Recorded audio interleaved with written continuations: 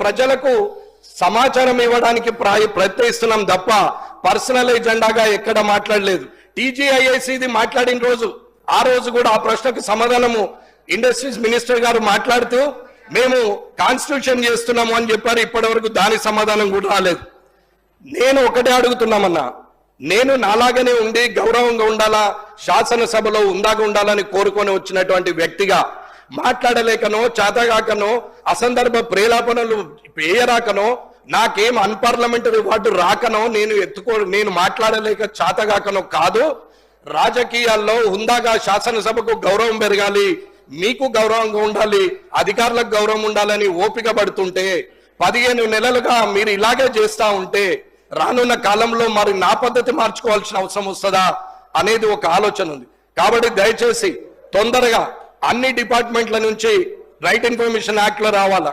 అవి ఏవి కూడా ప్రశ్నలకు సమాధానం చెప్పలేని స్థితిలో ప్రభుత్వము శాసనసభ ఉంది అంటే అది మీకే సిగ్గుచేటు, నాకు సభ్యుడిగా కూడా నాకు కూడా సిగ్గుచేటనే మాట్లాడుతున్నాం.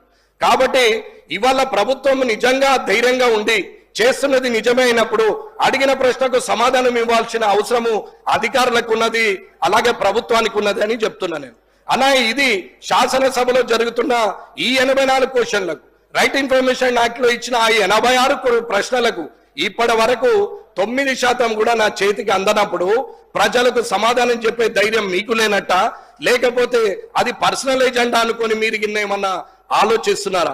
నేను నిజాయితీగా ఉండే వ్యక్తిని. మీరు పోయి కామారెడ్డి నియోజకవర్గంలో ఎవరిని అడిగినా నా గురించి అందరూ చెప్తారు. ఆఖరికి కాంగ్రెస్ పార్టీ వాళ్ళు, బీఆర్ఎస్ పార్టీ వాళ్ళు కూడా నా గురించి మంచి చెప్తారు తప్ప చెడు మాత్రం చెప్పరు. ఇది నాకున్నటువంటి క్యారెక్టర్ అని చెప్తున్నా. కాబట్టి ఈ మర్యాద మీరు ఎలా తీస్తారు, మీరు ఎలా ఇవ్వగలుగుతారో అధ్యక్షుల ద్వారా నేను ప్రభుత్వాన్ని కోరుతున్నాం.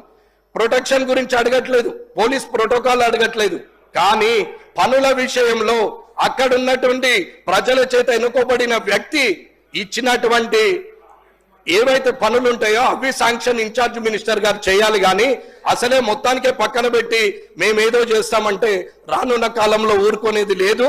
నేనైతే ఇది హెచ్చరికగా మాట్లాడట్లేదు, ప్రభుత్వాన్ని రిక్వెస్ట్ చేసి మాట్లాడుతున్నాము. మీరు తప్పు నిర్ణయం తీసుకుంటే మేము మాట్లాడాల్సిన పరిస్థితి కూడా వస్తుందని తెలియజేసుకుంటూ ముగిస్తాం.